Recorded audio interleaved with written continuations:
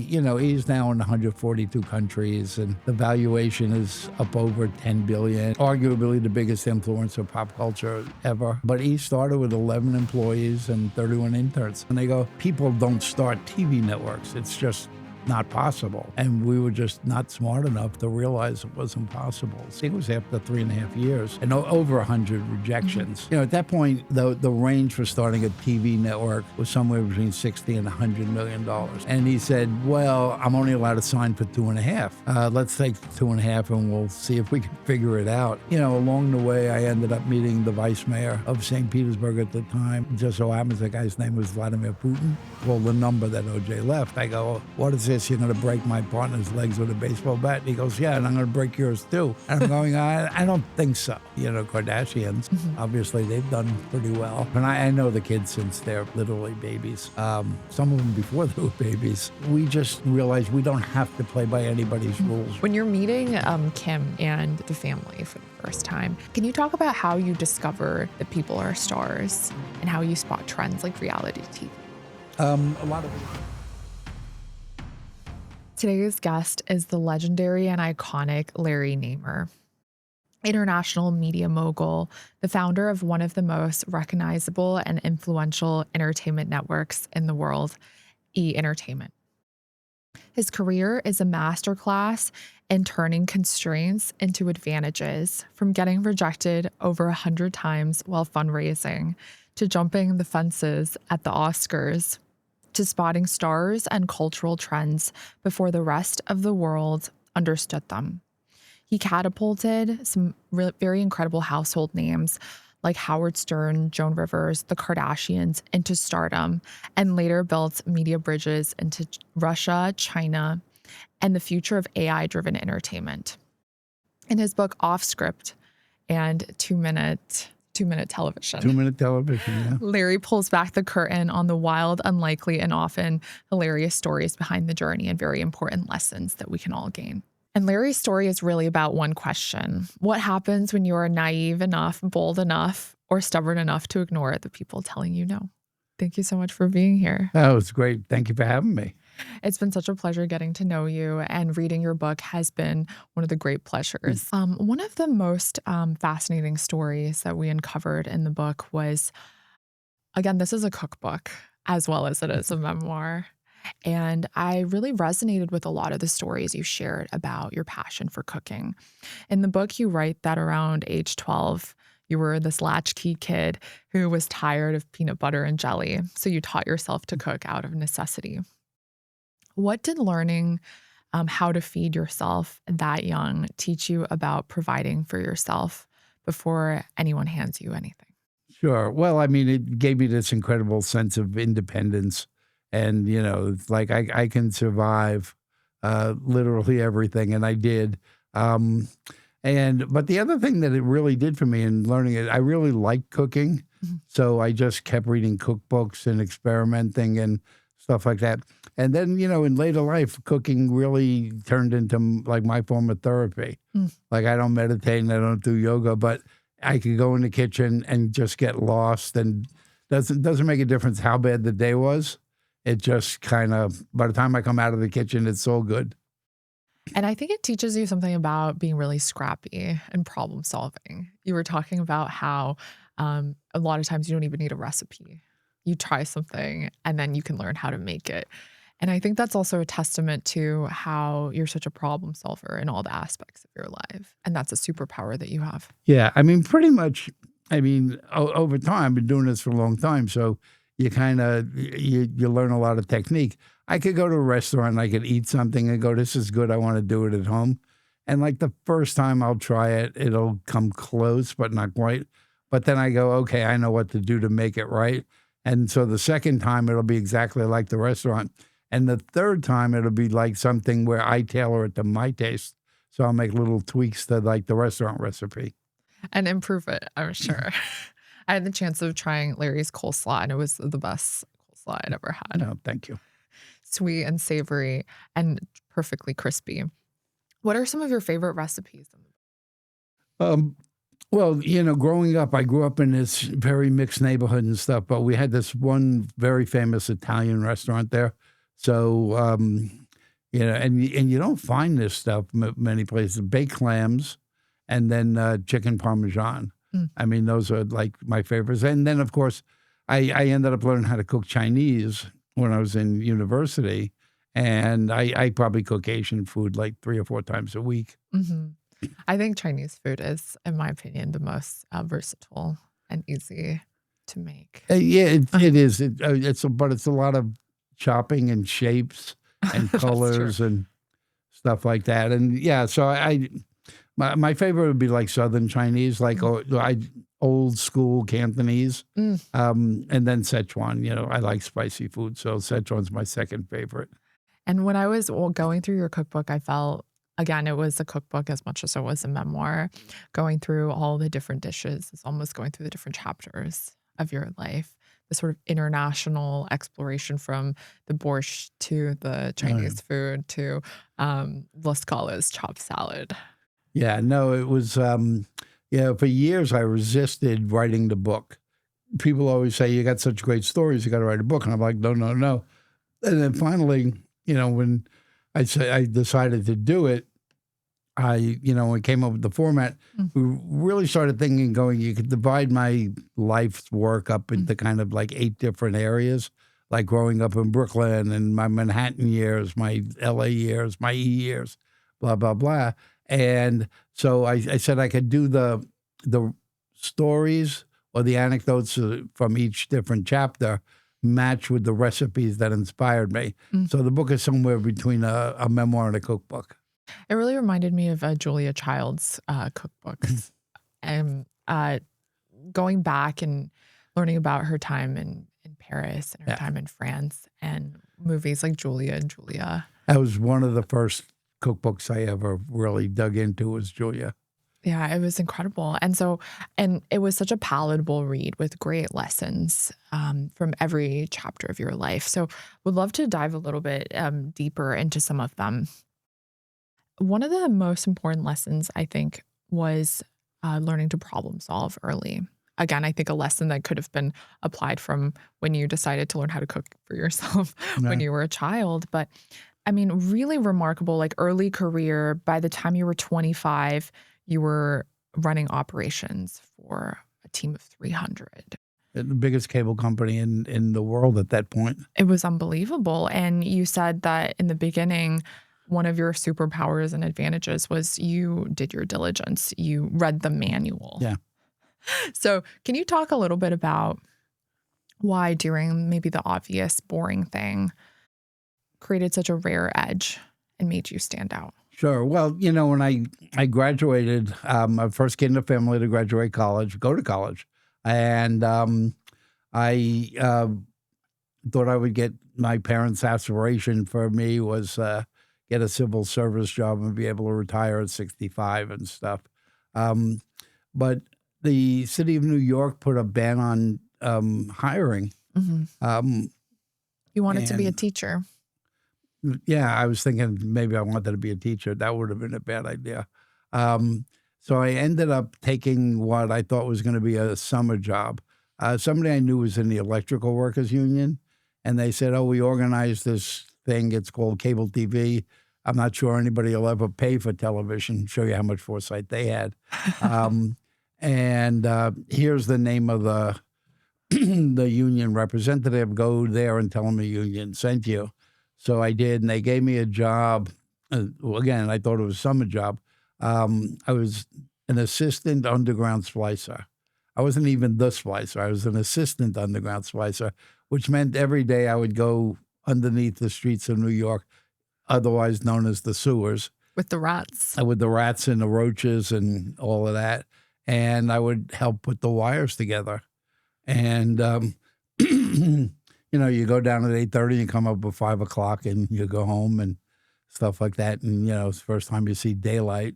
And but what happened was I was using all the equipment, and like the head guy was like, hey, kid, how do you know how to use all the equipment? People don't learn it, for months, if not years, and you're using it after 2 weeks. And I'm like, okay, I read the instruction booklet. But that was a really interesting part, and I think it is symbolic for what kind of came after, which is always learn how to read the instruction booklet. I mean, not necessarily more figuratively than anything else. And so I went very quickly from I was the assistant splicer. They paid me $90 a week. And then I became the splicer. And then I moved to becoming a construction guy, an installer, a service guy. And then they kept trying to get me to go into management. And I was like, no, I'm secure in the union. I'm not doing that. But then Time Inc. bought the company. And so you had all the Harvard and the Yale's there. And there was the first union contract that came up. So you had all these very sophisticated Ivy Leaguers there. And then the union guy said to me, hey, kid, you know how to read?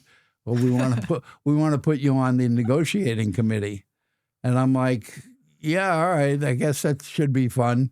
So I was on the negotiating committee negotiating against the Time Incers. And we ended up with a pretty successful contract. And after the union guys were like, we really loved how you did that, and we need you, in a higher position. So they ended up making me, I was 23, they made me the vice chairman of the cable TV workers, which was crazy, being a union official at 23 years old. And, so I did that. And then Time Inc. put in they put in a guy, kind of one of their golden boys, a guy named Nick Nicholas, who eventually went on to become the chairman of Time Warner. And they put him in as chairman so he could learn, because Time Inc., they made this decision that they were a publishing company, but they wanted to migrate and become a media company. And so that was kind of their plan. Over 10 years, they were going to become a media company. So they put him in there so he could kind of learn the cable side. And he and I just got along good because I knew how to read a balance. My degree was in economics. I knew how to read a balance sheet. I spoke English. And, finally he was like, Larry, you got to come into management. And I'm like, I don't know. I'm nice and secure. And finally he convinced me. So at 25, they made me the director of operations for Manhattan Cable, which was at the time the largest cable company in the U.S. So all the places that I used to work, all the little divisions, now all reported to me. So I had like over 300 people reporting to me at 25. So that was a good, get thrown into the fire kind of moment. It's pretty unprecedented, I think, even now for someone that young to be managing that. Yeah, especially in a big corporate environment. I think you could do it now, entrepreneurship and, founding your own companies and stuff. I think it's changed the dynamic of that. No, but back then to be 25 and, I think the closest people to me in the Time Inc. level is before Time Warner were in their mid 40s and stuff. So, it was odd, but, it worked. Can you talk a little bit about like the almost reverse ageism that you may have experienced, where maybe people discounted you because you were young or didn't get the level of respect, but you stuck it through? This is particularly a topic I really care about because where I grew up in Japan, it has a sort of ageism where you respect the older generation and you have to pay your dues to climb the ranks. It's very, very rare for someone who's young to be in positions of power. And yet the few young people that do make it through are truly exceptional. But how did you overcome some of the perhaps reverse ageism that you experienced? Outworking them, outthinking them, and stuff. But then I had the advantage, so you had, all these, B school types looking at this industry that it was brand new. So nobody really knew it. I mean, I kind of liken it to the AI world today, where anybody who tells you they really know where it's going is full of it. You kind of had the same thing, but yet, so they trusted me because, even though I was thrown in a room with people much, much older than me, I understood what it was that the guys do that they're now in charge of. Yeah. So when they decided to go out on a buying tour, they wanted to stop buying other cable systems and stuff, I became this great resource for them because they go, Larry, go to Cincinnati and look at the stuff and tell us if it's really what they say it is. And so I got to do like lots of stuff really, really young. That's incredible. And then would love if you could walk me through a little bit of your journey of moving from New York to California, what that transition was like. Sure. So I did, I was director of operations, and then I moved to become director of corporate development, which I guess is where I kind of got the mentality of, looking to the future as opposed to the past. So my job then was to find new uses of cable television in literally 20 years ahead. So I was used to always looking and analyzing and going, where is the world going? So I was doing that. And then it was right then that all the big cities around the country began to realize that cable TV was more than just good reception.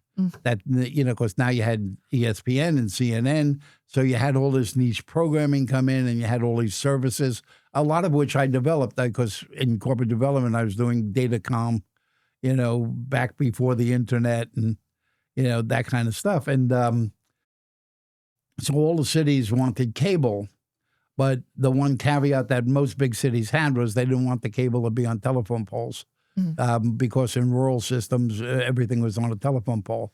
So a Canadian company won the franchise for the city of Los Angeles. And it was going to be now bigger than any other cable system. And it was going to be two-way interactive. It was going to be the first 65-channel two-way interactive cable system, but it had to be built underground. So a recruiter called me and said, hey, they really want to talk to you. And I'm like, I'm a Brooklyn kid. There's no way I'm going to La La Land. Not going to happen. And then he called back a few times. And then finally, the chairman of the company called me, a Canadian company out of Toronto. And, he said, we really want to talk to you. I said, I have no interest in this job. I'm not doing it. He goes, well, I'll fly you out to California. I'll put you in the Bel Air Hotel, for the weekend, or you just have to give me an hour of your time. I said, as long as you understand that there's no way that I'm taking this job or have any interest in it, then sure. So I went out to California, and I was a total ass when the guy was interviewing me. I'm going, okay, you got an hour starting now, and then I'm like, 40 minutes left, 30 minutes left. And we go through this whole interview process, and he says to me, well, what would it take for you to move out here? And I'm like, well, so I named 4 times what I'm making in New York. I said, and plus I understand Liberace, who was a famous celebrity then. I understand he's moving to Las Vegas and his house in LA is up, for sale. I said, I want Liberace's house. I want a car with a mobile phone. That was before cell phones. I want a car with a mobile phone. And the guy just looked at me and goes, you're out of your mind. I went, exactly. I said, I told you I wasn't interested in this job, and you asked me what it would take, and I told you. So I go back to New York, and the guy calls about a week later, and he says, well, we'd offer you this. And he's offering me like twice what I'm making. And just like an idiot, I said, you didn't understand. You asked me what it would take. I said, I wasn't negotiating with you. I told you what it would take. And I hang up on him. A week later, the guy calls back and goes, but actually what happened was it was in the winter in New York. When it snows in New York City, first day is really beautiful, but the second day is like black slush. So I'm going to work and I got my suit on and I think I'm looking good. And a cab comes by and just splashes me with like black gook. And I'm going like, oh God, that weather in LA was so nice. And so I get to the office and, the assistant says, oh, that guy called for you again. I'm like, all right, get him on the phone. So I get him on the phone. I go, yeah, what do you want? And I'm just being really nasty. He goes, what you asked for was totally nuts, but okay. I go, well, what do you mean okay? He goes, you got the salary, you got the house, you got the car with the mobile phone. What else? I went, well, that'll do it. So literally I resigned that day. And 2 weeks later, I was in L.A., And it was kind of a weird experience because this is going to be the biggest cable system in the country at that point. And the most advanced. There's going to be 65 channels, two-way interactive and all kinds of stuff. And they literally handed me like the franchise papers from the city going, here's what you got to build. Here's a bank line from Toronto Dominion Bank for a few $100 million. Here's what you got to, here's the money to build it. Call us if you need us. And they went back to Canada. And I'm like, yeah, I'm 30 years old, and sitting with a piece of paper saying I have access to $400 million from Toronto Dominion Bank. I'm like, this is crazy, but yeah. It's a lot to digest there. What a fantastic story. What do you think it is that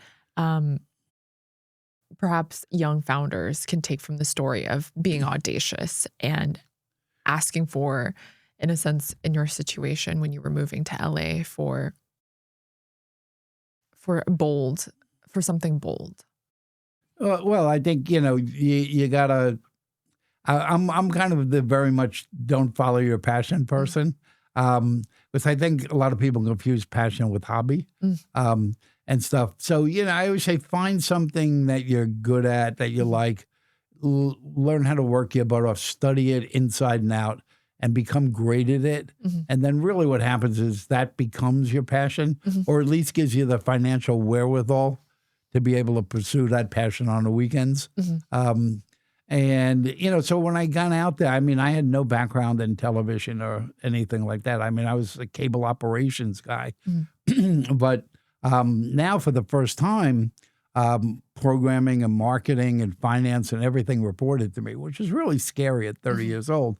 And but we just had, all this really advanced. I had some great programming people, and all of a sudden we started winning Emmy Awards and ACE Awards and stuff like that. And actually we got Forbes magazine named us the national model for cable programming. Of course, there were no rules. So, and sometimes, if you have to follow the rules, we probably wouldn't have done all the things that we did.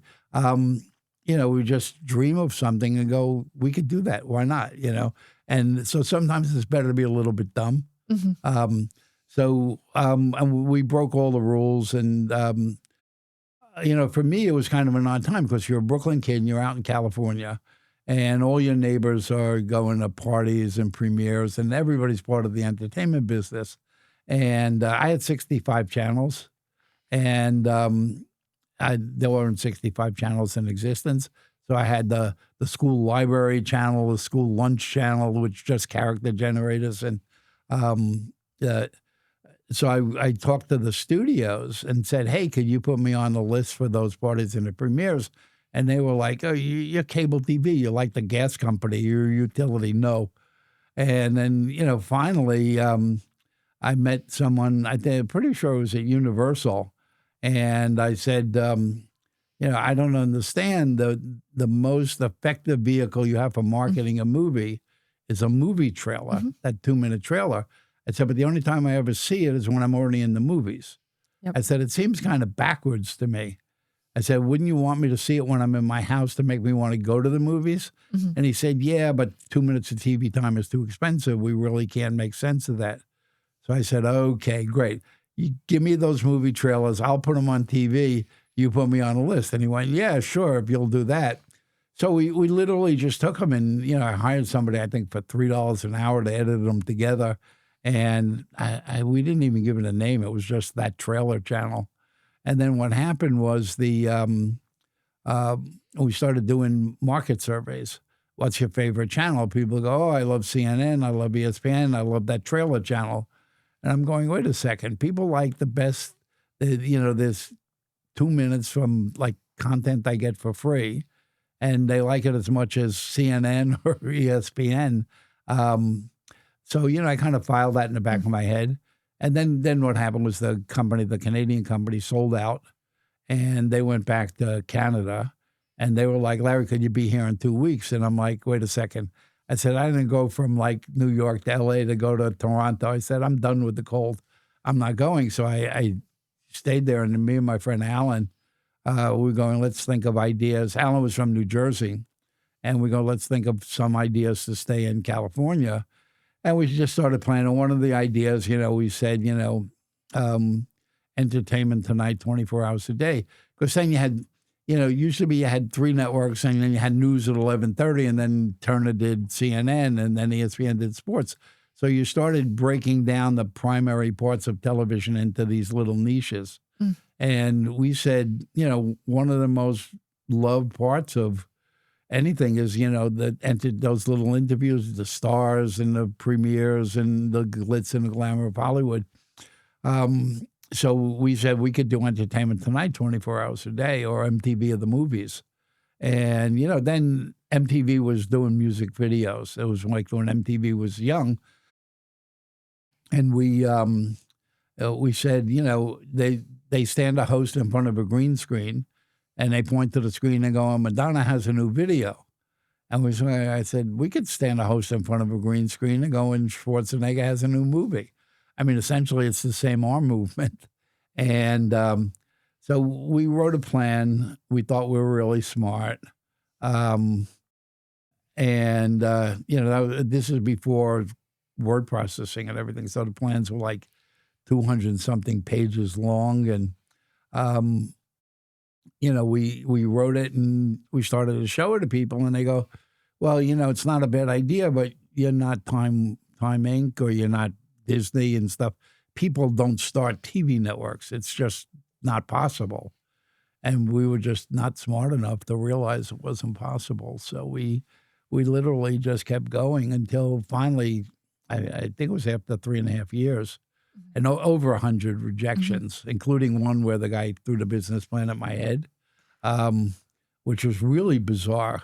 Because he ended up investing. He threw the business plan at me, said, this is the worst piece of garbage I've ever seen. How dare you? And threw it at me, and then walked out of the room, and then just looked at the banker and said, I like it, I'm in. And I'm sitting there going, what just happened? And so after 3.5 years, we ended up meeting somebody on a plane who, Alan and I were talking about the plan. And he said, oh, this is really good. What are you doing? So we said, well, we've been trying to raise some money. We haven't been able to raise money. He goes, oh, I know somebody will give you the money. And we were like, okay, yeah, sure. But at that point, you just take every meeting that you possibly could get. And we end up going in. It's a bond house on Wall Street that just started an investment banking division. And a young guy in charge of it. And we went into his office, and he had movie posters on the wall. And we're going, that's kind of odd. And, he goes, oh, yeah, I used to be the entertainment reporter for my college newspaper. He goes, I really like this. I want to do it. And we're like, okay. At that point, the range for starting a TV network was somewhere between $60 and $100 million. And, I said, could you give us more like the 100 million so we could do everything we want? And he said, well, I'm only allowed to sign for 2.5. I'm going, well, what can I can't even buy the cameras for 2.5. And he said, well, that's all I'm allowed to sign for. And, Al and I just looked at each other and said, you know what? After 3.5 years, nobody's given us 100. Nobody's given us 60. Let's take the 2.5 and we'll see if we can figure it out. And we did. And I had a friend who was teaching radio, television, and film at University of Texas in Austin. And I called him up and said, hey, Brian, do you have kids that need summer intern jobs? And he said, yeah, we had a lot of trouble placing. I said, how many you got? He goes, I don't know, 30-something. I went, send them all. So he literally sent us 31 kids out of Texas. And what people don't realize that he's now in 142 countries, and the valuation is up over 10 billion, and arguably the biggest influencer of pop culture ever. But he started with 11 employees and 31 interns. My friend wanted to kill me after, because the kids who came at the beginning of the summer, they were interns. By the end of the summer, they were vice presidents. Because once it went on the air, everybody looked at us and said, oh, my God, why don't you tell us that's what you want to do? We would have given you that money 3 years ago. Sure. Lots of great stories there. One of the, I think, the best lessons for founders from that story is turning that 2.5 million into the empire that it is now. How did you go about building the network with limited funds? And what is the lesson here about how to be scrappy? And I think, especially considering now these big AI giants are raising billions of dollars to do the things they want to do. And some founders may only be raising several million. But how can those founders win the way that you won? Yeah. Well, I mean, a lot of it just you had to be very inventive Mhm. and just realize the old rules no longer apply. Mhm. You just got to get rid of it and realize what was. So, we said, okay, with a limited amount of money, we couldn't buy broadcast equipment. So I found a company that had equipment they were using for making old sales tapes. I mean, it wasn't even like, then the measure was 1-inch tape. Mhm. This is in the days of tape. And they had like this old 3/4-inch industrial equipment. So we bought all of that. And we just got very inventive with the program because we were getting these 2-minute trailers for free. Mhm. And we figured out how to slice and dice it. So we would have like, one show would be coming this weekend. The next one would be foreign films. Next would be comedy films and stuff. So we just kind of mixed and matched a lot of stuff. You had to be really inventive there and realize, given limited resources, you got to figure out a way to make it work. And so, we did that, and which turned out to be fortuitous. Sometimes it's good to be a little bit lucky, because people would watch it, and because it wasn't professional broadcast, it looked very pirate. Mhm. And people would say, and nobody was used to seeing more than 20 seconds about a movie on Entertainment Tonight. And here we are covering like movies while they're still being produced. And we would say, oh my God, it looks so pirated. We feel like we're a fly on the wall watching something that, I feel like an insider. and stuff, which turned out to be really good, to being not so polished. Mhm. So that really helped us catapult. And then, once we're on the air, I mean, when the Academy Awards, which was interesting, we applied for credentials and we got the nastiest letter back going, you're some little dumb cable network. No, we're not letting you on, in the Academy Awards. And we climbed over the fence and we snuck on and we were on the red carpet. And we eventually got caught, but we had a good half an hour. But we weren't asking the traditional questions. Then it was like, so Mr. Cruz, tell us about your next movie. Boring, and everybody's doing that. We were like, whoa, Tom, great shoes. Where'd you get those? We started like with clothing, on the red carpet with the dresses and stuff like that, which is really what people wanted to see. But traditional broadcast was just not in tune with where the audience was. But because we weren't part of the old legacy media and stuff, we were just asking the questions we wanted to ask.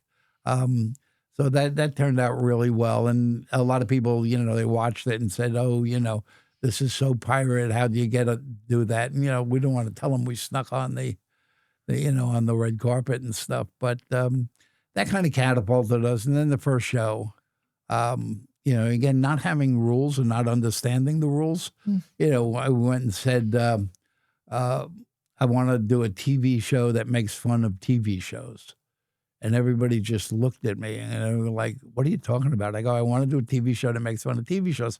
Most of the stuff that I see on TV is pretty funny. And they were like, no, you can't do that. You'll insult everybody and whatever. I went, as long as we boost their ratings and it's selling more ads, they'll be okay with it. So we did this show called Talk Soup, which then catapulted so many people into future stardom and stuff. And that the show that everybody said you couldn't do ended up running 26 years.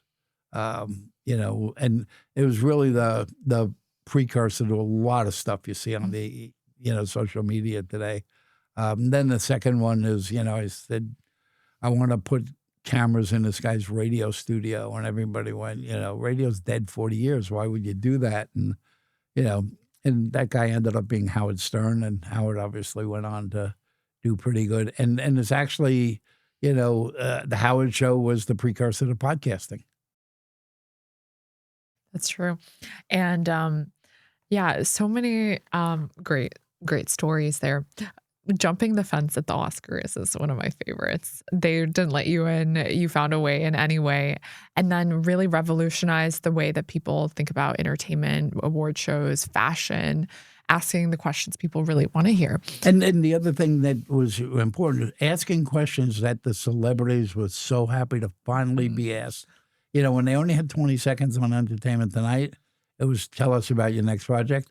Here we're actually digging, who are you? We were more interested in who they are and what they think, what they do with the family on the weekends and stuff like that. And it was revolutionary. And now when you think of red carpet, the way that you think about it is not what's your next project, but it's what are you wearing? What's going on? Tell me the gossip. And that's something you really pioneered. What are some of the other crazy things that you guys did? Oh, God. Well, we went on to do Wild on E and E! Hollywood True Story, and those are big breakthrough shows, all the way up to modern day, Kardashians. Mm-hmm. Obviously, they've done pretty well and stuff. And I know the kids since they're literally babies, some of them before they were babies. And, it was wild days because we just realized we don't have to play by anybody's rules. We could set our own rules and stuff. And we just started doing stuff that, one of the most famous stories is there was a very big actor named Jack Lemmon then. And Jack was in, The Odd Couple and all these movies and very, very famous. But he was known for not liking to do publicity tours and stuff. And, and he would just refuse to do them. And I met the manager one day at some event, and I'm saying, well, how do I get Jack to come on and do an interview? And he goes, you don't. I go, what do you mean? He goes, Jack won't do it. I go, what does Jack do? He goes, hey, he goes home, he likes his quiet, he sits down, he plays the piano, he's happy. I said, okay, what if I put a piano on the set and I guarantee that nobody will talk to Jack when he's there? He could just play the piano for an hour. And the guy just looked at me, he goes, what? I go, I'll put a piano on the set. And Jack could come in and play the piano. Nobody will talk to him. He goes, could you guarantee that? I went, yeah, I guarantee it. I said, if somebody talks to Jack, Jack could get up and leave. He went, okay, let me ask Jack. Anyways, Jack said, yes, we got a piano. We put it on the set. And, he came in and he started playing. And,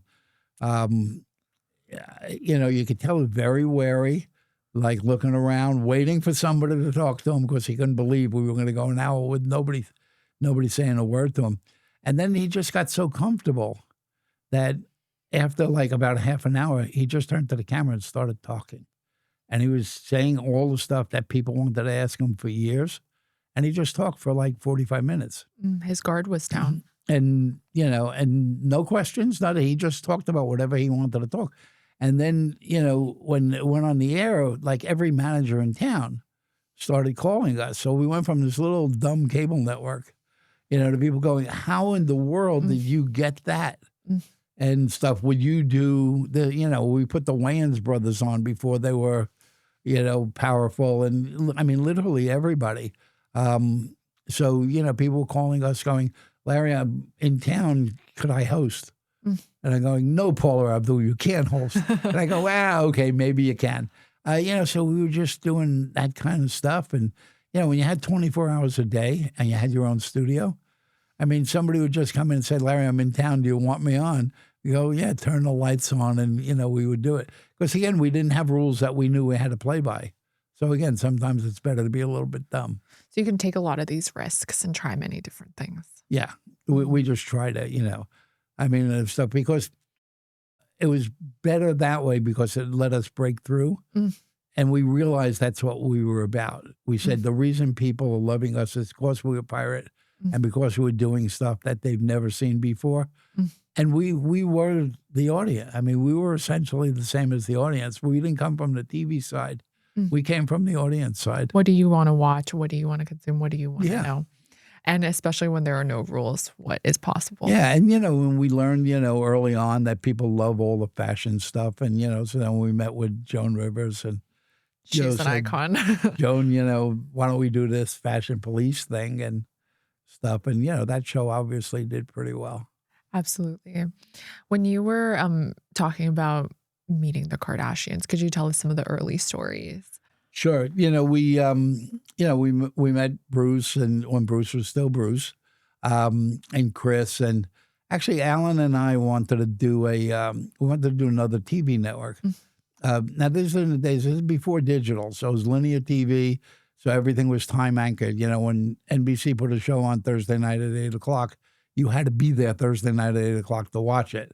And so we were going to start this thing called FXTV, Fitness and Exercise Television. And it was me and Alan and Bruce and Kris Jenner and Kareem Abdul-Jabbar from the Lakers. Unfortunately, there's this other guy named O.J. Simpson. And so we were off going to do this TV network until O.J. decided to off Nicole and stuff like that. And Alan and I just looked at each other and said, we draw the line at murder. So that kind of fell apart.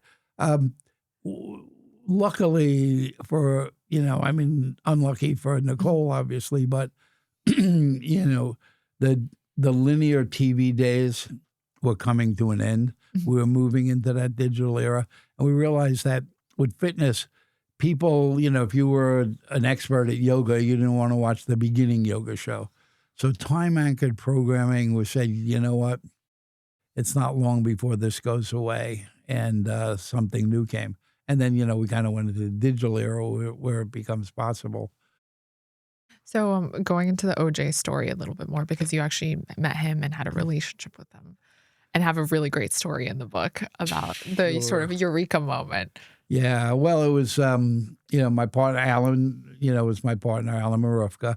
And Alan was a single guy in L.A., and he was going out with all the starlets and stuff. And he went out with this famous actress who unfortunately is passed now, named Tawny Katane. And so he takes Tawny out, and he goes to drop her off at home, and the car pulls up behind him. And she goes, "Oh my God, it's this guy I go out with. He's like a little bit off, drive away quick." So Alan drives around the block, the car follows him. He drives around the block, the car follows him. And finally she says, okay, I'm going to get out and stand in front of his car. He won't run me over. You just drive away as quick as you can. And so he does that, but, ends up the boyfriend is OJ. And this is before we all became, friends and partners. And he goes around, he gets out of her who it was she was with. And so he goes around to all the restaurants and the clubs going, I'm looking for this Alan Marufka guy. When I get him, I'm going to break his legs with a baseball bat. And Alan moves out of his house, moves to the Century Plaza Hotel, hires security guys and stuff. And then he calls me. So I call the number that OJ left. I go, what is this? You're going to break my partner's legs with a baseball bat? And he goes, yeah, and I'm going to break yours too. And I'm going, I don't think so. I don't think that's going to happen. And we're going back and forth, back and forth. It ends up that Alan grew up with a kid named Blake Olson. And Blake's father was Frank Olson, who was the chairman of Hertz. And that was in OJ's post-football life. He was the brand ambassador for Hertz. So I said, listen, I think that, Frank is a deeply religious guy. He goes, you know Frank? I'm going, yeah, we're friends with Blake. And all of a sudden you kind of get the quiet. And I go, you know what? Frank is going to have a hard time with his brand ambassador wanting to break the legs of his son's friends for going out with his mistress. I said, Frank really likes Nicole. Silence. He was like, oh my God, this is a big mistake, and da-da-da-da. And, let me take you guys to lunch. So we actually go to lunch and we sit down with them. And it was at this restaurant in Beverly Hills called La Scala. And so it was funny because in the book, not only do I know the story, but I remembered what I ate at that lunch stuff. So the recipe for that salad is actually in the book with the story, the OJ story. And that's such a wonderful salad. I love that. It's a great salad. Yeah. And then when you're meeting Kim and the family for the first time, and I really think that you are the pioneer of reality TV in a way as well. Can you talk about how you discover that people are stars and how you spot trends like reality TV? A lot of it is gut. I am absolutely against overly researching things at the beginning. I think a lot of times you train your gut, learn how to go with it and stuff like that. But don't let your ego get in the way. Realize that you know what, maybe I had it 80%. I got to tweak it and stuff like that. But we're just very in tune with the audience and what the audience wants. So when I met Chris and Bruce and the girls and stuff like that. Originally, I said they're too young because there were very strict restrictions on, child actors then. I said when they get older and stuff and, when they did it. And so sometimes you just know intuitively. The one thing I found, particularly in Hollywood, in the legacy media world, is when you have a new idea that's fresh and you pitch it, the first thing out of people's mouth is, well, what's it like? And I'm like, it's not like anything. It's a new idea. So I just learned at the beginning, don't let other people get in the way of your idea. Flesh it, but be realistic and be honest with yourself. I mean, because 9 out of 10 times my ideas are pretty dopey. I've learned to I evaluate them every night. And then I go, you know what? I can't believe I had that idea. It's really dumb. Get rid of it. Next. I mean, the most valuable thing we have as human beings is our time. And a lot of people just get stuck on it going, well, it's my passion and I started down the road, and they just stick with stuff too long as opposed to going, you know what? Seemed like a good idea yesterday, not so good today. What's next? You were saying following your passion leads to homelessness, which is one of my favorite Look, lines. The landlord wants to get paid in cash. I mean, he doesn't care that you like to knit sweaters. So, But what was it about the Joan Rivers and the Howard Sterns and the Kardashians that made you feel like they had that star power? Well, the personalities were unique. But as much as anything else was the work ethic. I mean, when you look at those people, I mean, the work ethic of the Kardashians, all of them. I mean, people now, they like to criticize them and stuff. But those girls worked their butt off to get where they were. I mean, Chris was a real worker. Howard, real worker. Ryan Seacrest, when we haven't mentioned Ryan. Yeah. I mean, I don't know how Ryan gets the time to do all he did. He's on the radio for 8 hours a day, then he's on television for 8 hours a day, and then he's doing interviews for another. I'm going, when does the guy sleep? I mean, it's just that amazing work ethic. And I'm finding that particularly now, in let's call it the podcast era, everybody goes, oh, I'm going to be a podcaster, I'm going to be a star and stuff like that. And they don't realize how much work really goes into being good at it. You could buy a $40 camera and you could put it on your laptop in your bedroom and, you could go live, but so what? Exactly. And then another real talent and gift you have is spotting trends, whether it is building the first entertainment network, identifying trends with film and movies and what people actually want to watch, to then breaking ground in China and in Russia, and then now to the AI age. You've always been not only a trendsetter, spotting trends. And what is it about the way that your mind is wired that you're able to spot these trends before they go mainstream? Most of, not just legacy media, but legacy businesses, the people that are in charge tend to be very, very stuck on what is and what was and stuff. And they're not really looking to make drastic change. They're willing to make they're willing to tweak a little and stuff, but not make drastic changes. And, with me, I learn from what was, but I'm always looking and going, okay, what's next Mhm. and stuff. So I concentrate on it. And I realize that particularly with technology, Mhm. you can't hold it back. I mean, if there's a way that it benefits an industry, even though there are a lot of bad things there, the bad things need to be put under the control of rules and regulations and laws and, morality and stuff like that. Inherently, the technology is going to be a tool Mm. for creative people, both in business and, in creative entertainment product, to be able to come up with the what's next stuff. Um, for me, it wasn't hard because, again, being a newcomer in Hollywood, everybody tried to hold on to Hollywood, the term Hollywood. And when you really look back 120 years ago, if you wanted to make any kind of visual content, you had to come to Hollywood physically Mm. because you needed big sound stages and the cameras were, very expensive and the equipment. So you had to be in Hollywood. As technology, kept bringing down the cost of making visual content, Mhm. I was looking at it and going, you know what? While the Germans might have to buy Baywatch now, it's not going to be long before the economics works that they can make their own Baywatches and stuff like that. So, you just looked at it and you said that Hollywood will stop being the geographic place where you had to go, Mhm. and more or less will become kind of a measure of creativity, of quality, Mm. and stuff. So I really began to look at foreign markets way before anybody else did. Mhm. I mean, and that's one of the things that next to CNN, E is in more countries than any other cable network in the world. I mean, 142 countries now. And because, now it's gotten so inexpensive. I could take my iPhone, I could go to Africa tomorrow and make a movie on my iPhone and it'll look great. I could do little TikToks and do all of that stuff.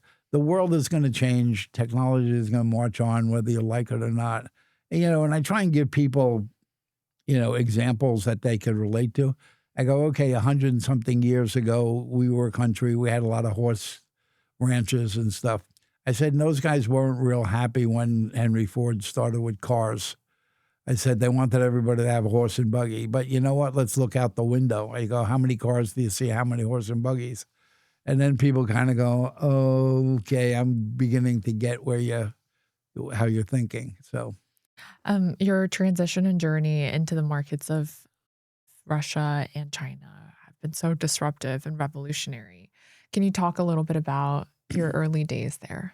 sure. Well, I was still at E and had a lawyer friend in LA who had some clients that were in the merchant banking world. And somebody in Russia proposed a deal to them. It was media.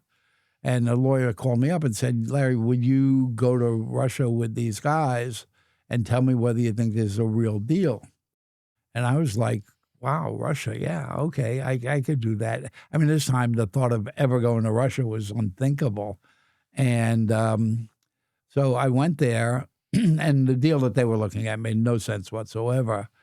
So we killed that off. But I ended up meeting the mayor of St. Petersburg, and a good guy. And you could tell that everything was changing, and it was about to change. And they were moving away from communism, and they were moving in another direction. And but one of the downsides there when the communism fell apart was there was no central government anymore. So the mayor said, we're not getting funding out of Moscow anymore for the children's hospital and the orphanage. Would you help us start a music festival so that we could raise money for them? And I'm like, well, I don't really know music. And he went, well, you probably know more than I do. And I went, yeah, all right, that's probably true. So we started this festival called the White Nights Festival every June 16th to June 21st, June 21st being the longest day of the year. And because St. Petersburg is so far north, the sun never goes down on that day. Wow. So we were able to shoot at 2:00 in the morning with no lights. So we would organize these concerts and then put them on television. And we literally raised 100% of the budget for the orphanage and the children's hospital. But, along the way, I ended up meeting the vice mayor of St. Petersburg at the time, who really had to do all the work. Just so happens the guy's name was Vladimir Putin. You may have heard of him. He's been in the news a little bit lately. So, we just had this really good relationship. I mean, here I am, an American helping raise money for the children's in the city that he grew up in. So I wasn't a carpetbagger looking to make quick buck in Russia and then leaving. And, so I helped with that festival. And then somebody said, well, let's do some programming here. So we decided that their life was difficult enough, and you had to give them something to just go home and have a beer and relax. So we started soap operas there and stuff, and we ended up having a very popular soap opera in Russia. It was actually #1 show for 10 years, 5 days a week, which is just crazy. And, watch our dopey soap opera instead of read Dostoevsky. So we had a good run there. And, then when Putin ended up going up and up the ladder, which none of us understood, we're going like, oh my God, we remember him as the vice mayor of St. Petersburg. He realized that to build a consumer economy, you had to have media look a little bit familiar to Western marketers. That, when everything opened up, people wanted to buy the luxury good stuff, the Gucci's and the Pradas and stuff. So media had to look familiar to them. So he asked me to work with the Minister of Communications on writing regulatory policy to kind of revamp, go from the communist system into this capitalist, maybe kind of system. And so I did that for them. And then the Chinese kind of came up with that same conclusion that they had to redo the media rules and regulations. They liked the Russian model. Of course, the Russian model was very clear where the line was that you don't step over. And so they went to the Russians. The Russians said, no. There's a guy in L.A. that worked with Vladimir's, people to do it for us. So I ended up getting called in by the Chinese government. So I helped them with that. And then they said, could you work with our young TV executives, and there's quotes, unquote, teach them the process of creativity for profit? I said, that's so bizarre that, yeah, I'll do that one. And so I did that. And then I just started, they said, we'll start a little media company here so we could learn from you. And I went, you don't let Western media companies in here. And they went, well, we don't let the ones we don't like. I went, okay, great. Why are you going to be so nice to me? And they said, it's really simple. We have a fight with Rupert Murdoch. It's front page of the Wall Street Journal. We have a fight with you. We scream and yell. We go out for drinks. The next day, we're okay. They go, for now, we'd rather do it that way. I went, okay, that's pretty honest. And I said, but legally, I can't exist here. And I went, go see this lawyer, and they set us up to be an experimental company.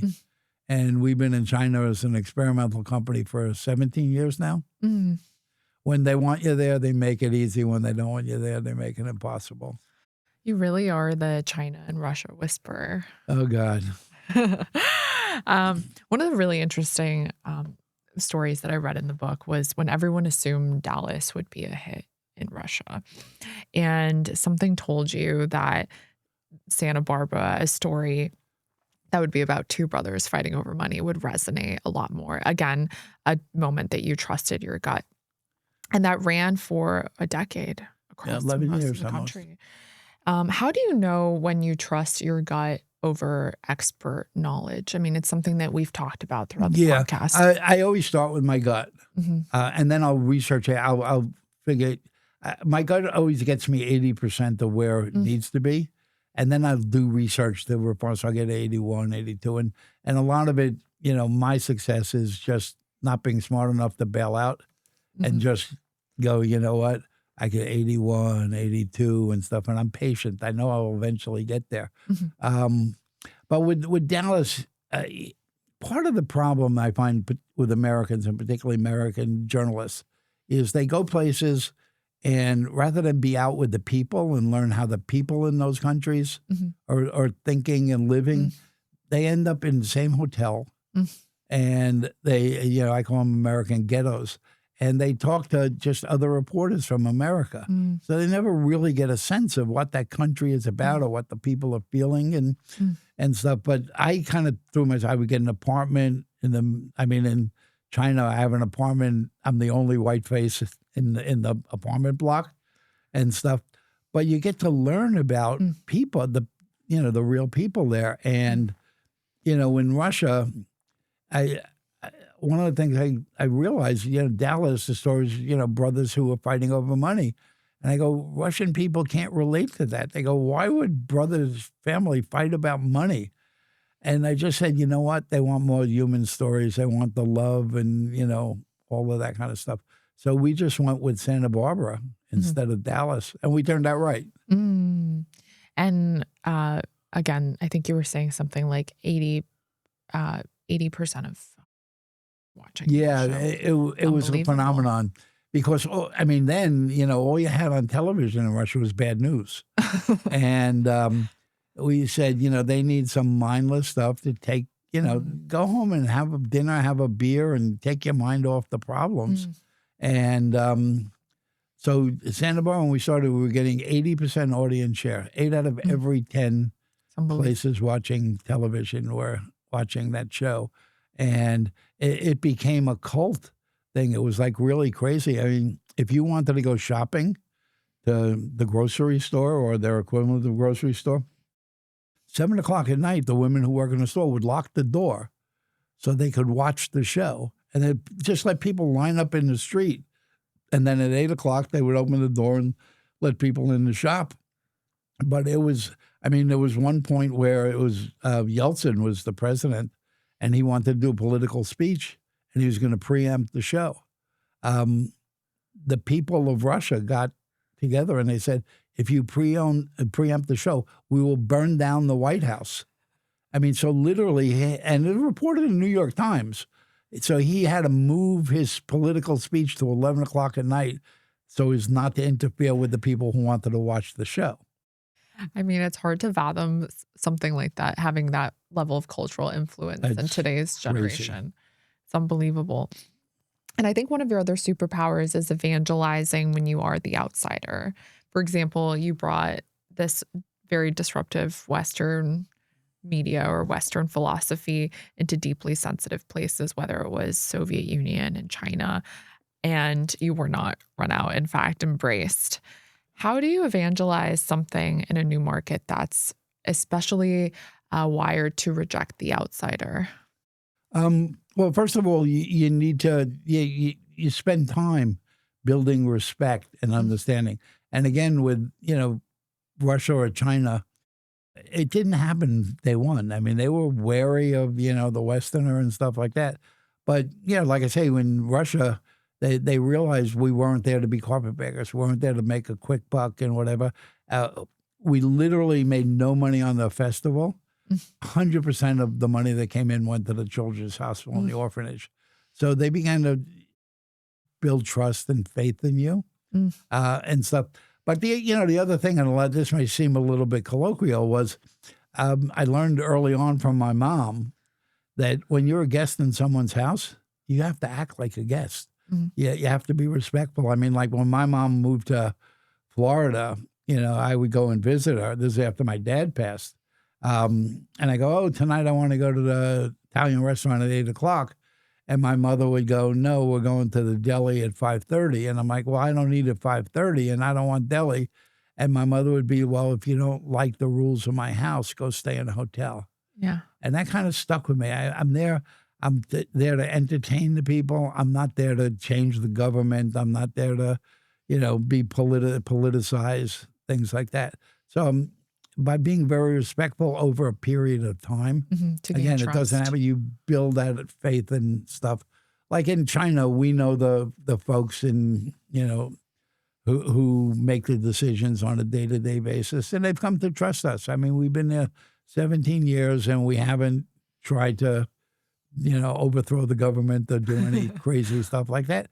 So they trust us. When we do shows now, they, rather than look at every minute of them the way they used to, they go, don't screw up. They go, we know you got a new show. We don't have time to watch it. Don't screw up. Yeah, even your show having a gay character, Yeah. super disruptive. But how do you push that sort of change? Gradually, Mhm. and again, on a consulting base, you talk to people and you let them know, and um, and they realize in most of these countries, particularly China, the people who run the day to day, they're not the hard ass guys. They're not the old guard. Um, Most of the people who run day to day, they went to Stanford and Harvard and Yale. They're modern day. Mhm. They're realistic. They believe in the cause. Mhm. That's very clear. They're not pushing the old guard Mhm. values there. And, with certain things like that, with gay rights and stuff. I mean, again, our journalists stay in the same hotel and they talk to each other. Mhm. And they don't realize that Chinese life is changing, and it's changed dramatically Mhm. from, where it was and stuff like that. It's so repressive, you can't get Facebook. Well, they've got Facebook on steroids there. They're looking at it from an economics point of view, like, why would we support something there when we could have our own that's actually better? Mhm. And something about, I think, the West doesn't get right is learning lessons from the East. Oh, yeah. And I think that there have been few China whisperers that come to mind. Yourself, Connie Chan from Andreessen Horowitz, who brought a lot of the Chinese trends to the Mhm. US and tech. What do you think it is that um, let's say people in traditional media should learn about the way the Chinese are moving forward? Well, I think, it's not just the Chinese. I think you got to Mhm. look at all of Asia Mm, because, you look at what's going on in Vietnam now. mm, It's kind of China on steroids. mm, Um, I mean, it's really crazy. The uh, huge sense of entrepreneurism mm. there. I mean, everybody in China is an entrepreneur or entrepreneurial minded. Thinking, So yeah. even when they work for a company, they have that entrepreneurial mindset Mm, and stuff. They have the work ethic absolutely. and stuff, which just doesn't exist here anymore. Uh, Everybody wants to work virtual or not work at all. Um, and because there are no legacy issues there, Mhm. people going, well, aren't you going to build cable systems there? And I go, why would I build cable systems Mm, there? And they go, well, isn't that the way it works? I go, yeah, it worked. That's the way it worked 20 years ago or 30 years ago. But, now with digital technology and mm, internet, why would you build a wired system anywhere? I mean, it just made no sense. So, you have to have the ability to lessons from history, mm, but don't think you have to repeat it exactly. mm. Just how do you apply it to what's new? Mm. That's something I think really unique about China and some of the other Asian countries, as opposed to Japan, where I grew up, where it's let's follow the legacy. Oh God, yeah, And even if it doesn't work, the ways of the past are the ways of the future. And why I left Tokyo, yeah, frankly, was because it was the opposite of being able to disrupt. yeah. Well, I always and people look at me when I say this, but it's really a statement about Japan and the way Japan works or doesn't work. Sushi is better than in LA than it is in Japan. And it's because in Japan, you have to follow the rules exactly. Super. And so there's no inventiveness Mhm. there. And you go to LA and there's a sushi restaurant in every corner, and those chefs compete with each other and Mhm. stuff. So there's unbelievable innovation and stuff going on in the food world and the cultural worlds. Mm. Absolutely. I love the story of when you were talking about the currency of cigarettes and pantyhose when you were in Russia. Could you tell us a little bit about the story with the KGB agents? Oh, yeah. Well, when I first started going there, they were very wary of me. So they put me in this house. It was a compound.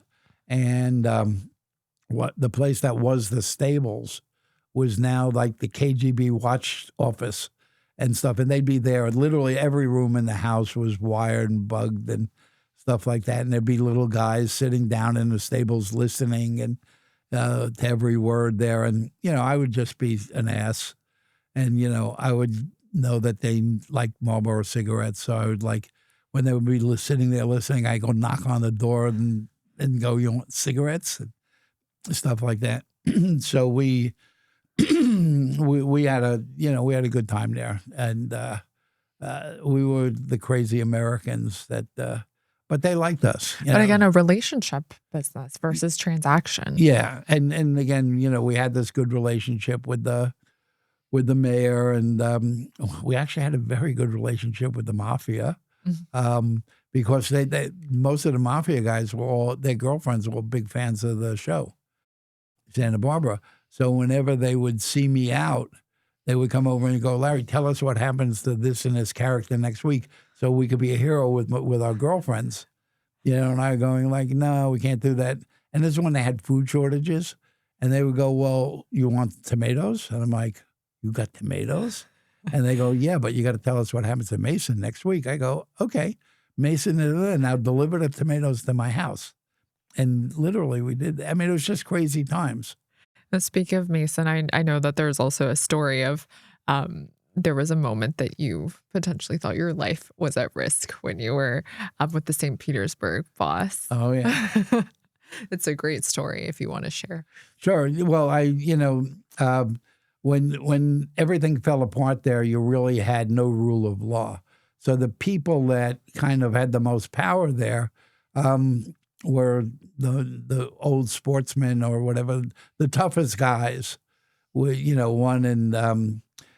so you had the rise of the Russian mafia there, and there was the guy who's the boss of St. Petersburg and beyond. He was much more than St. Petersburg.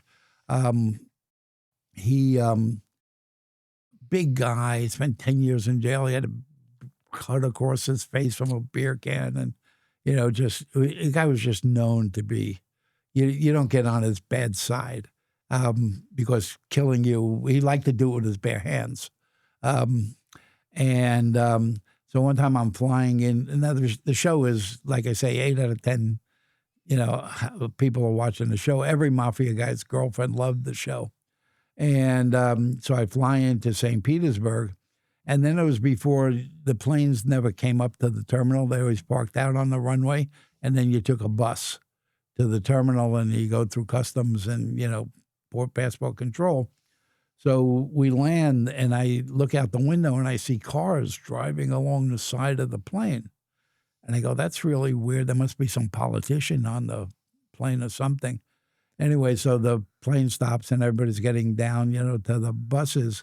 And I see these guys standing down at the below the stairs, and Armani suits, and you could tell that they had little bulges in the suits, and I said noses like this and ears like this, and I come down, and they're holding like my picture.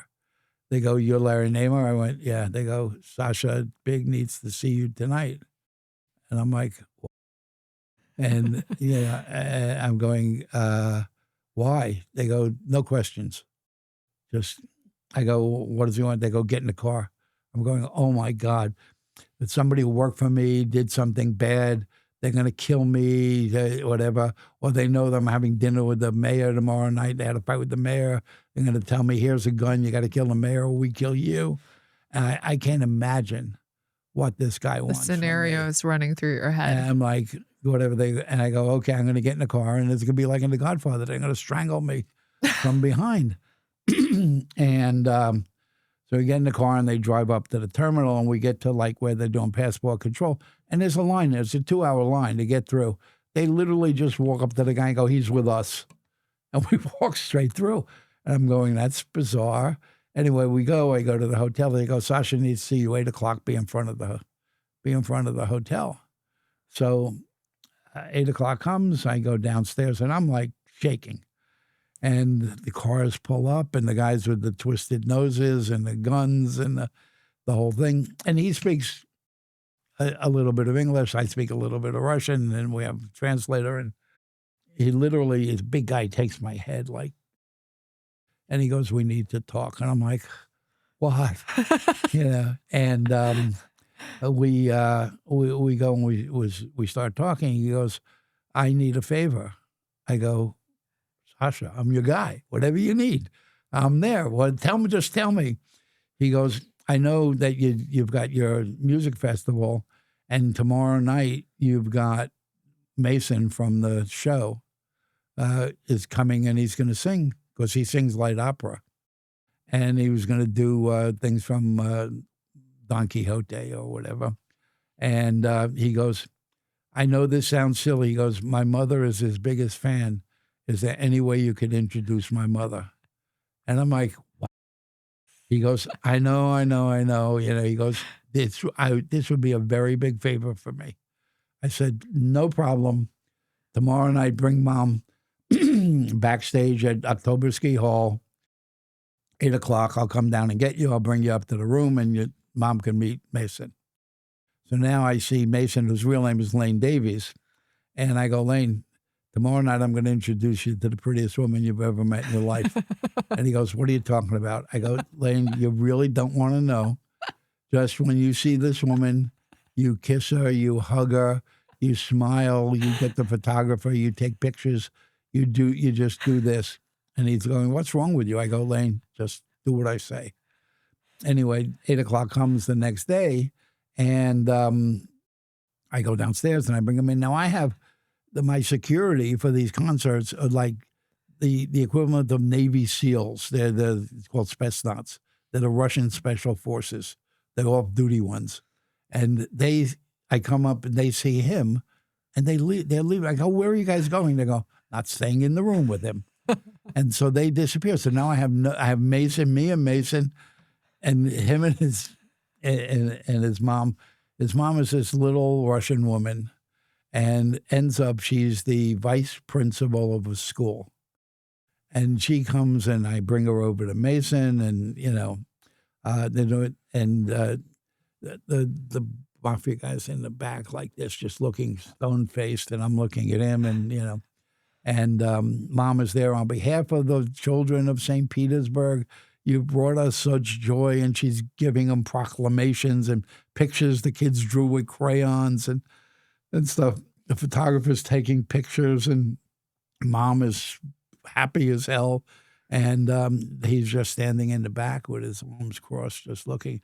Ends up finished. I take Mom, I walk her back over to him, and he just looks at me. He goes, you made my mother very happy. I never forget. I said, from that, he sends people all around St. Petersburg with my picture, going every restaurant, every nightclub, going, this is Sasha's close friend. We don't care if it's 3 o'clock in the morning and he's drunk and he wants to take your wife home. You give him your wife, you put him in a cab. If he hits a bump in the taxi cab, you're going to have to answer to Sasha. I could walk around with like $100 bill taped to my head and stuff. And so literally that was, That's such a great story. Power of media. Power of media.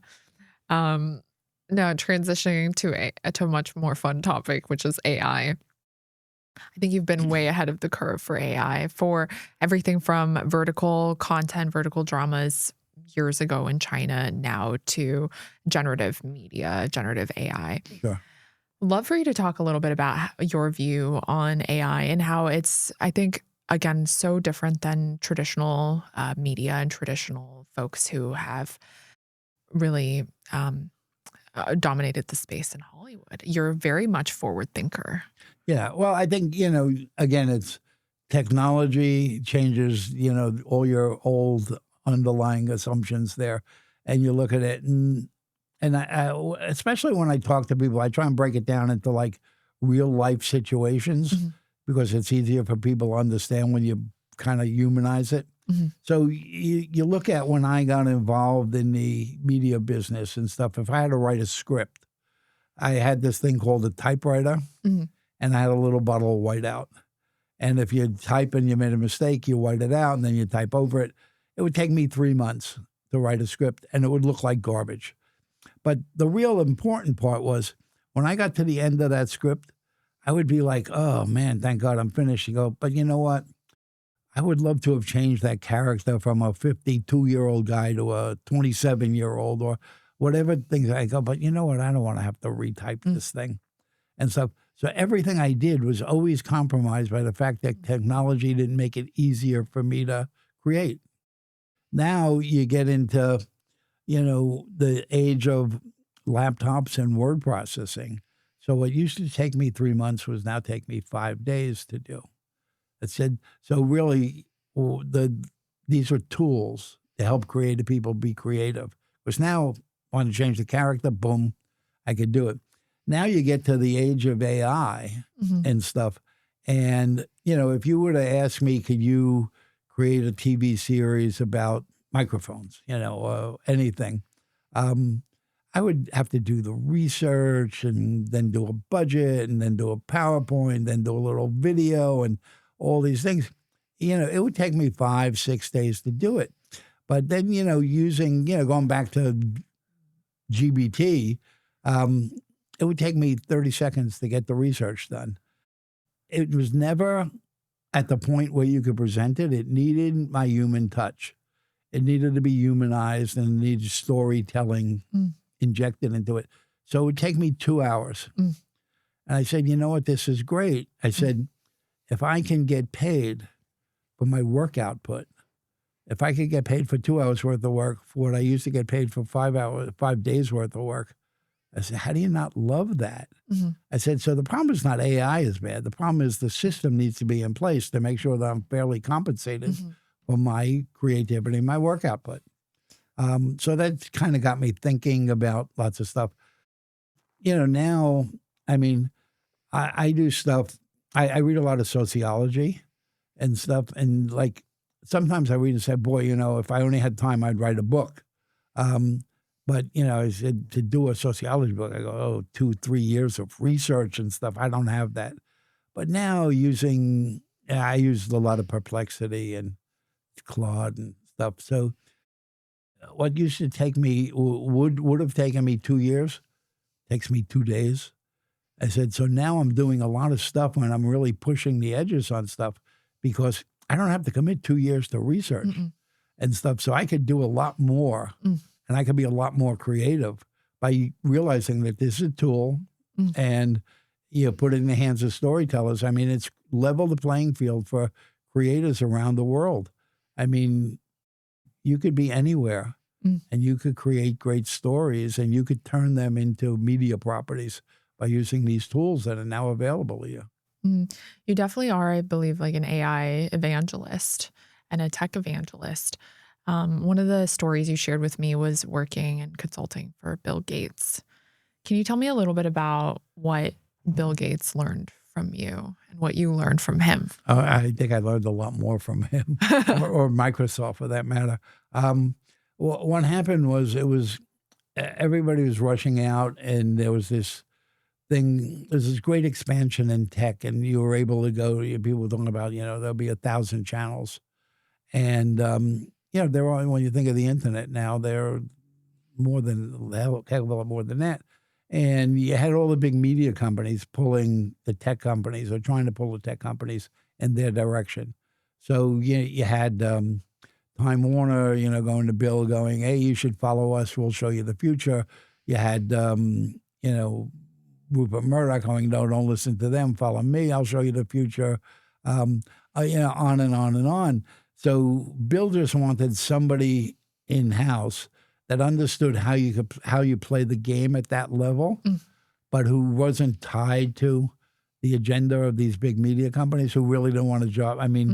The last thing in the world I ever wanted was to go work for someone. So somebody who could just advise Microsoft on what he thought was best for Microsoft and stuff. So I ended up becoming their primary consultant for interactive strategy for 2.5 years. And it was really fun because I got to to really learn the way tech companies work or don't work. It would be fun. And you realize the difference between the creative world and the tech world. And it's really struck me saying, you know what? They're not going to win, although they think they're going to win this time, or this time is not going to win. They got to figure out how they could come together. And I think that's where we are with the AI world and stuff. Like I would talk to I worked a lot with the Windows folks, the really deep science guys. And, for me, it was a revelation, because I could, they would talk about something and they go, all right, Larry, we could build it for you. I go, no, it would take, they go, we could have it tomorrow. I'm like, really? And you just learn that there was nothing that you could dream of that they could not do. I mean, if you could think it, they could build it. And they did. I mean, we did a lot of crazy stuff. And, but, I would be in a meeting with like all the Windows people. And I would do just imagine if we mix Friends with the, whatever, and I just see blank faces. And I go, you guys know Friends, right? And you see one guy in the back go, I watched it once. And then you realize that disconnect there between this world and that world and stuff, and you still see it. And, and now I talk to all the Silicon Valley people a lot, and they're like, we're going to win, and we're going to, and I'm going, no. I said, now particularly with, let's call it the creator economy or content creators, they've got a much better feel for the audience now than traditional Hollywood people, who I think are disconnected from it. You really then get to the part where, distribution, marketing, sponsorship, revenue generation. It's still the old guys know how to do that better than anybody else. So I think the next generation of media companies are going to be where these two forces realize that they better come together because they each bring something very separate and unique. Absolutely.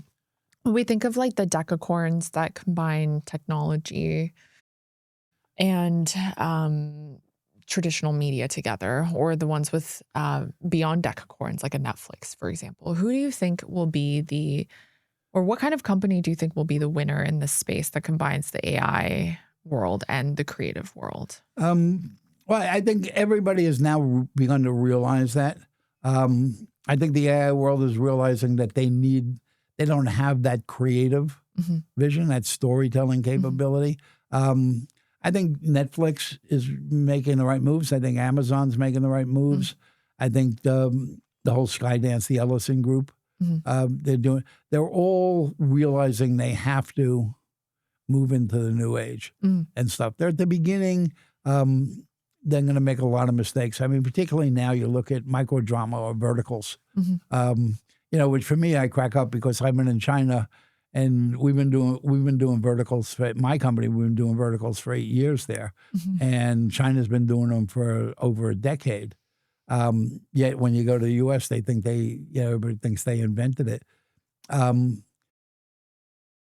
Hollywood, and again, Hollywood with quotes around it, doesn't realize what has made these microdramas so successful.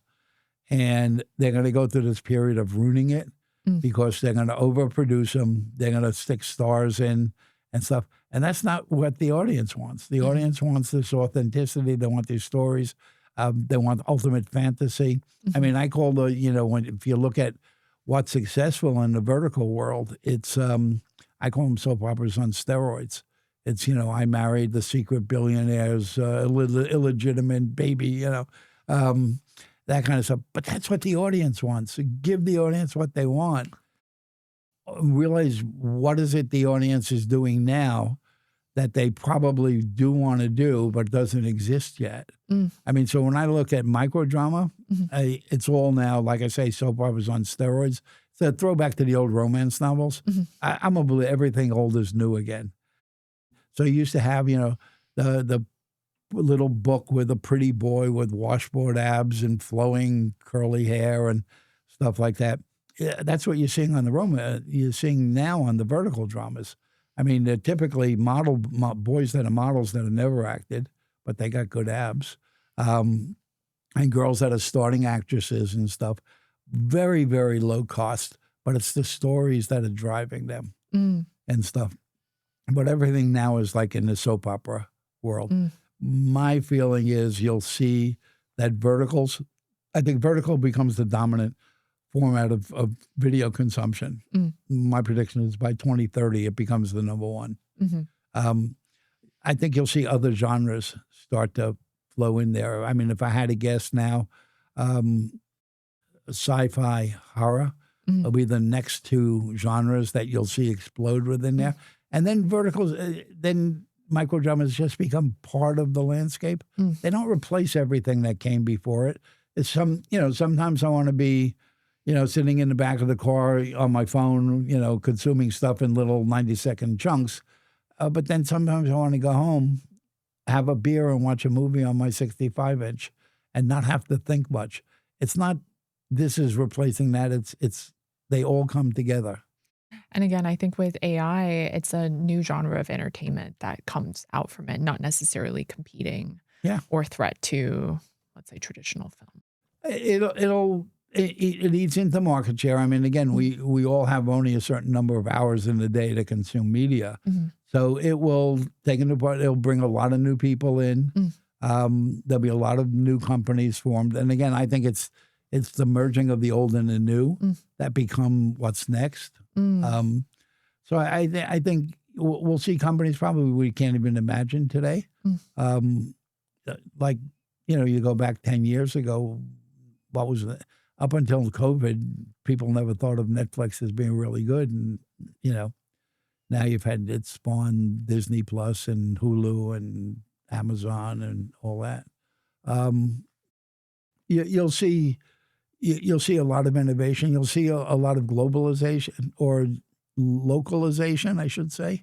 Because now, a kid in Africa could make a movie for literally nothing. Yeah, absolutely. I think when you think about all these companies, there's a common joke that there are more AI film companies than there are filmmakers or directors in traditional Hollywood.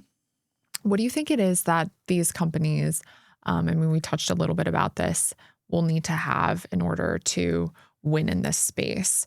What do you think their moat needs to be or their differentiating factor? Well, I think, again, I think it's not this or that. I think it's a combination of both.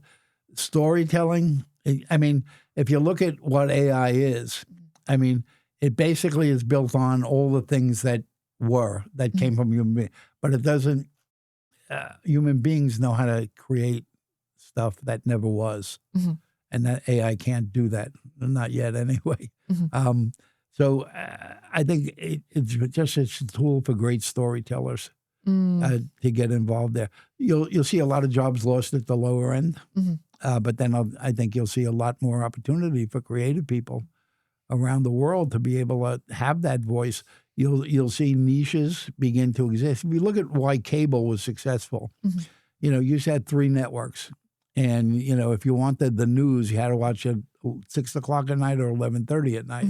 And then Turner decided to do CNN. Okay, and then ESPN took sports, and it wasn't just on Saturday afternoon. It was now sports anytime you want. Or even it wasn't, you didn't have to wait for Entertainment Tonight to give you 20 seconds about a movie. We gave you 2 days about the movie. You'll just see as stuff comes down, and this is why I love podcasting, because it provides voice for people who didn't have voice before in a very economic way. So in the network TV world, you needed 30, 40 million people to make it economically feasible. And then cable came around and you needed, 500,000 or 600,000 people to do it, and then you had the internet, and then now you have podcasting. You get 30,000 people watching your podcast, but they're really interested and they're devoted to what that podcast is about. It becomes very valuable to sponsors and advertisers and gives you a way of monetizing and stuff. Or if not monetizing, or at least providing voice to people who never had voice before, who couldn't afford to make cable level shows. But you know what? A podcast is not real expensive to do, even good quality ones. Absolutely. So it almost sounds like some areas that you're very bullish about: vertical content, vertical drama, not just in the romance space, but sci-fi, horror, for example, emerging. And then within more traditional media, it could be podcasts really taking over for the future. I love. I decided to kind of help groups that I'm friends with, who kept going, Larry, you got to help us. We need a voice in media. So last year I put one on. It's up and running. It's called Stall Talk. It's a great one. It was a good friend of mine named Jenny Lee Harrison. Jenny Lee was in Three's Company, and she was Dallas. She was a big star. At one point she's up there now. But, she kept telling me that. And I thought about it. I said, it's always amazed me. You go to dinner with a few couples, and one woman says, I got to go to the restroom. And you guys all get up and go. And those guys are sitting there like idiots going, where are they? What are they doing? What are they talking about? But it really is, it's almost this metaphor from camaraderie or this respect that I think women share with other women. And the bathroom was this safe space. I mean, I would go there and some woman would come back and go, oh, I met this girl in the bathroom and look, she did my eyes with the latest MAC cosmetics. And I'm going, you let somebody you don't know touch your eyes? I said, I don't get it. But, guys, we'll talk to each other about sports, we'll talk about business, but we don't talk about our feelings and stuff. So we created this thing called Stall Talk, which is for women of different generations. So boomer down to Gen Z. And they talk about whatever it is that women are comfortable talking about only with other women. So we provided the safe space, but we upgraded the experience to make it, because whenever you have new technology, people are very forgiving of bad quality, but over time, the eye and the brain expects more. So we kind of know where it's going. We could argue about how long it takes to get there, but it's not the $40 camera with the lamp over your head in your bedroom. So we shoot it so that it looks like a daytime talk show. So when Stall Talk looks like a younger, hipper version of The View. And now the next one coming up, and I decided I'm going to do one a year, it's called The Immigrant, which I'm working with this woman. She's from Cameroon, an award-winning journalist. And over the last decade or maybe a little longer, Americans have lost sight of the fact that this is a country built on legal immigration. And people are confusing legal immigration and the periods we've had with illegal immigration and border control issues and stuff, which I 100% agree need to be dealt with. We need to have sane policy. But we shouldn't lose sight of the fact that many of the things that we enjoy in our day-to-day life are the results of the things that immigrants have brought to us here. I mean, unless you're a Native American, we're all immigrants of some sort. Now it's 20% of the U.S. workforces are first-generation immigrants and stuff. So, these 12 people, get rid of the immigrants. I'm going to go, who's going to do the work? There was a great movie about a dozen years ago. There was a movement in California. They were, we have too many Mexicans. We should send them all back. And then somebody did a movie called A Day Without a Mexican. And when you watch that movie, you went, wait a second. Nobody would do my lawn. Nobody would do my pool. Nobody would take care of my kids. Nobody would work in the restaurants. Nobody would work in the fields picking the fruit. There'd be nothing in the store shelves. Maybe that's not such a good idea, because you begin to realize that typically these waves of legal immigrants, that first generation does the jobs that the next generation of Americans don't want to do. Like I say, my kids are not going to work in the fields and, pick potatoes or do whatever and stuff. So this is one that's coming up in September, non-political, just telling the stories of the positive things that we enjoy because of, legal immigrants. And a really important and crucial message for people to hear. Yeah. And again, you could do it in a podcast format. 10 years ago, you could never do it as a cable show or a broadcast show. Absolutely. And then if you were going back in time or starting, let's say, a business today, what do you think you would start or focus in? Would it be in AI? Would it be in podcasting? What would you want to begin? Well, I think AI becomes life-transforming stuff. So I would look at things that, what could you do with AI that we couldn't do before? and how we could set up where things were not economically feasible before. Now all of a sudden they are. I mean, that's where I would be looking. And would you be looking more like the consumer side of things, or more like going traditional to business in media? Or? I would just be looking at the media side. I mean, just look at the vertical drama world now. I mean, in China, 40% of the vertical dramas that they're generating now are 100% AI generated. People, don't like to admit it, but every new technology is always led in by the porn industry. I mean, and stuff. If you just look at Pornhub, the number one thing that people are going to now is AI generated porn. It's super interesting. Which is, I don't get it, but yeah, it is. And it tells you where things are going. Really, really fascinating. So you would do something probably in the media space. Yeah. Around, would you say, would it be, I mean, you have so many businesses that you're starting and have been operating for many years, but would it be in vertical drama, or would it be making expensive films cheaper? Would it be making a new domain? All of those. No, I'm actually now, I think there's a real opportunity to do good across the world and put some of this technology to work. I'm now the chairman of the World Film Institute, and where basically was doing award shows. What I really want to do is make it a masterclass, a platform for masterclasses, so that you could take every single form of media or visual media and break it down, and then have experts, the best people in the world. So Steven Spielberg teaches directing.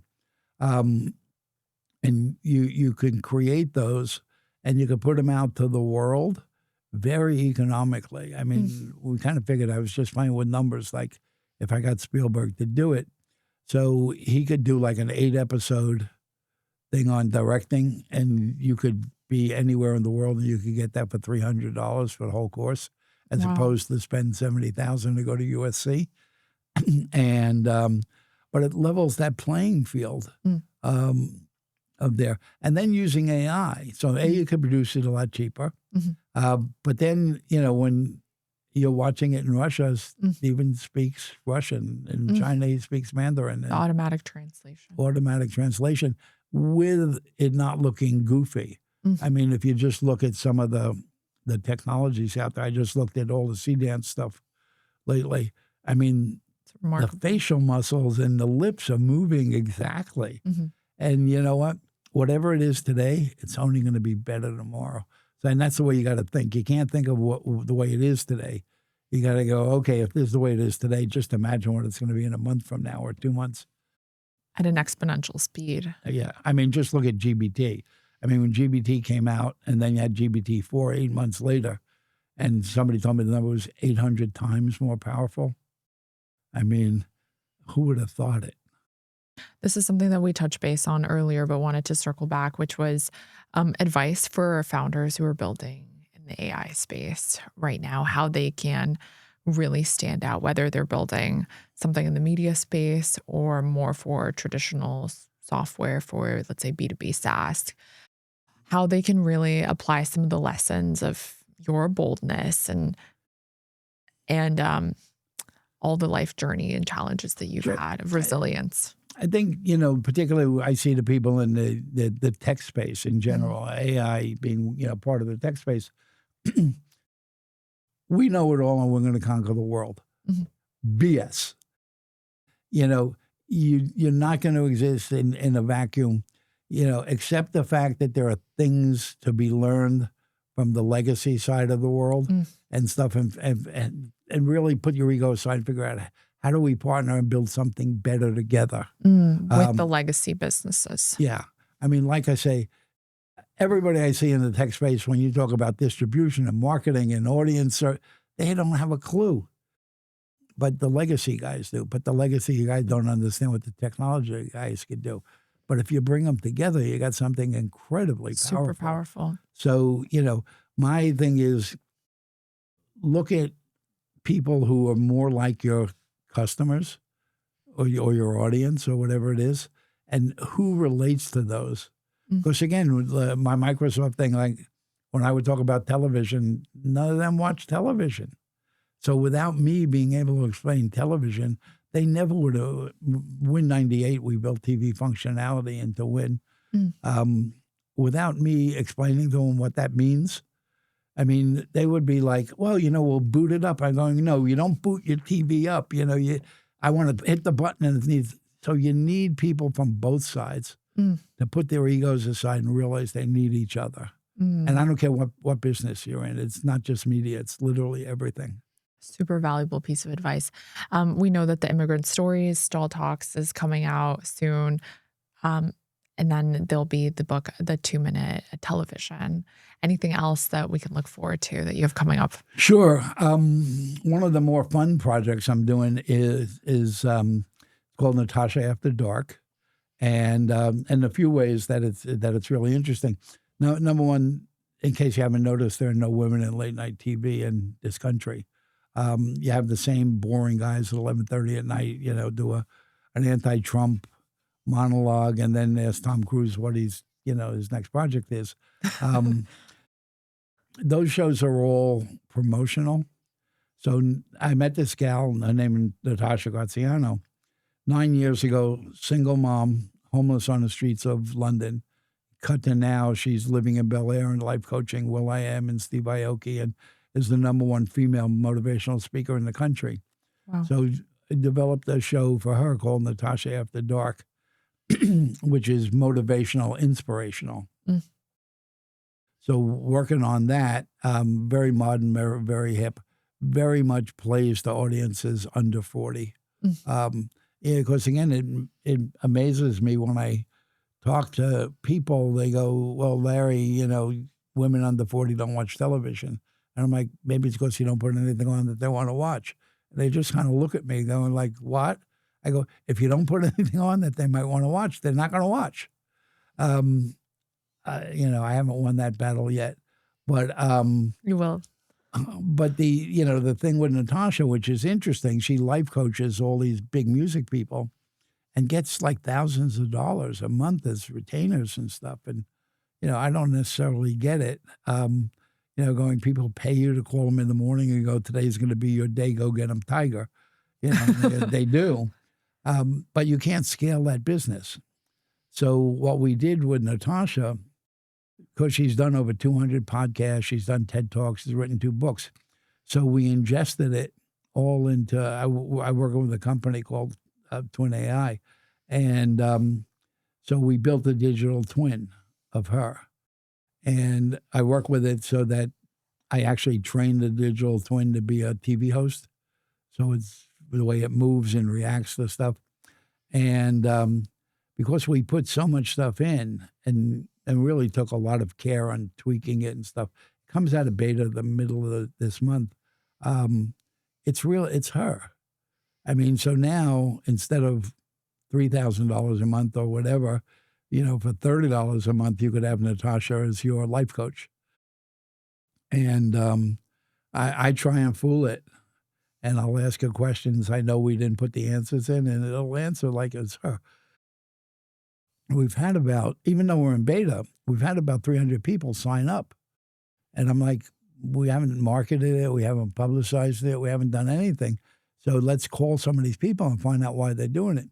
It's the people that are jumping on it skews a little more women than men. And people have been using it to deal with anxiety issues.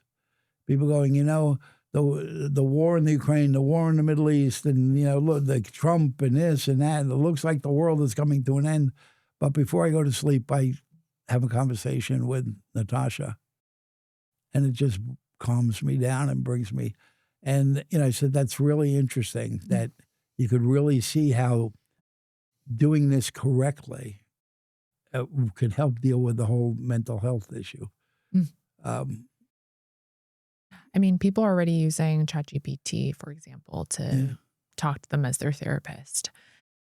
What a great and novel way to use someone who is already doing this as a profession. Visually, it's her. I mean, we actually sent the crew to her house and we shot her in 4K, and when you watch it, you're watching her.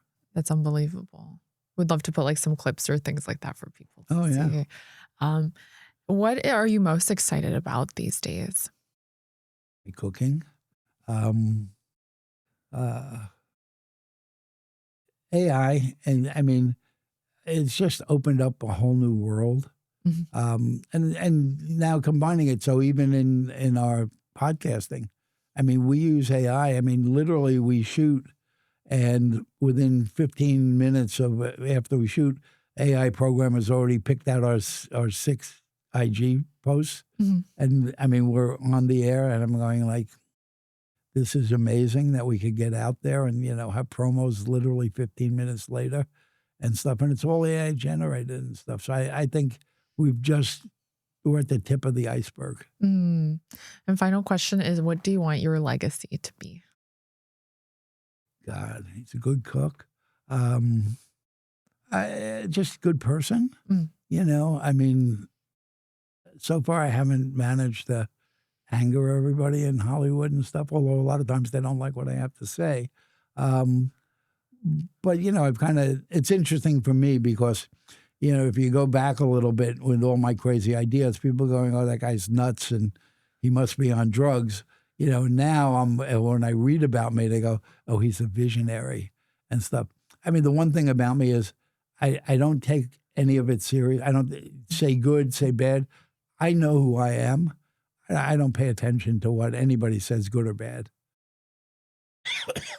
Yeah, no, I think you have left such an incredible legacy already and are such an icon in so many different industries. And I can't thank you enough. You've been so generous as a mentor and as a teacher to me and so many Thanks for others. having me. Thank you so much for being here on the Icons podcast. Thank you, everybody. I'm so excited to be here with you, Albert. Thank you for having us in your gorgeous studio. Tell us a little bit more about this incredible space known as the Vault. Well, first off, I have to say the Icons uh, podcast it's so amazing. Melanie, you are fantastic, and then also Daniel, who is also doing all the various recordings. He's amazing. Both of you guys are amazing. So to have you guys here, it is an honor of a lifetime. Thank you so much for having us. Absolutely, absolutely. So the reason why it's called the vault is because we're in an actual bank vault. Why are we in an actual bank vault? Well, that's a secret for a later time, but it'll be happening soon that I'll tell. But the vault, it is a multi-purpose studio space where you could film podcasts, and then also if you're an artist or if you're in a band, you could also film your live session, and then also too, for honestly anything. So That's so lovely. It's such a gorgeous space, and we're here in Orange County. Can you tell us a little bit about how people can reserve this space, how they can get in touch with you? if you want to know more about how to reserve a space here, you could follow me on my Instagram account, Albert Bushala, and the last name is spelled Bushala. And I also have an account for a podcast that I host here called Vault Talks. Music has been a large part of my life. And so I have this a podcast series where I bring on any artist or any band that I really love. And so you could also follow that too. And then I also host another series here. It's called Vault Sessions, where I highlight the actual artist doing sort of like a Tiny Desk style concert series. So you could reach out to any of those accounts. And we'll post all the links so everyone can watch and take a look and listen. Amazing. And can you tell us a little bit more about the vision for the vault? Yeah. Well, it comes from a love of a lot of things. Music has been a very big part of my whole life. Honestly, growing up, having a stutter, music was a way for me to where I can express myself, and I owe so much to it. So if to have a space where I could host various artists and bands, and also to have an interview, to be able to get to talk to them, that means the entire world to me. And then also too, despite my stutter, I have a love for just conversation. This is what it's all about. We're here, we're learning about each other. And so and so I think podcasting, even though it's big now, I still think that there's so much room for it to grow. I think it is honestly the future. So however I can help build that and to be able to host, like, you know, people in all different things. So No, I think the vision that you have for this space is so remarkable. You are such a kind individual. you're such a kind And person. Oh my gosh. I can't wait for people to fall in love with this space, record their own stories and conversations here, host the events upstairs as you grow this community and your vision. I'm sure that it will be a true gathering for people to form their own connections and realize their dreams. So I know it'll be remarkable. Thank you so much for having us. Is there anything else that you like to talk about or promote? I'm going to say this one more time. The Icons podcast. Oh my God, what you're doing is amazing. Y'all. You're too She's sweet. amazing. We're supposed to be talking about No, you. no, no. I got to highlight you and just like the work that y'all are doing. It's just amazing. You're able to, you were saying it's about stories. And I mean, you're capturing some amazing stories, and to have you all here is just, it's a great privilege. And so thank you so much. Thank you. Thank you. Enjoy. It'll be a lot of fun. This episode's a lot of fun. Yeah, I mean, this is the first episode that has been filmed at the Vaults Studios. So it's such an honor to be able to sit here with you, sit here with Larry, who we both love so much. He's been Absolutely. so kind and generous with us. Any other projects, anything else that you have coming up that you're excited about? I'm very excited. Well, a project I'm very excited about is what is actually connected to this vault here. I can't say anything yet about it, but we're going to be starting a lot of progress about that soon. And then I want to give a special highlight to, I'm going to this event in Chicago. It's and the people who will be hosting it's a nonprofit group called Friends, and they actually and it's a non-profit group for people who stutter, and so I'll be going over there and not only speaking but also doing like a few workshops there, and I'm just so excited to be and I'm so excited to get back in whatever way I can to that. So. And what day are the events? It's July 23rd through the 25th. It'll be in Chicago, and I'm just very excited about it. The people there are great. Well, check out the organization. It's called Friends. Yes, it's called Friends. What important work they do. Absolutely. That's awesome. Yeah. Thank you so much for having us, Albert. It's such a pleasure and honor. Thank you so much. Everyone check out The Vault.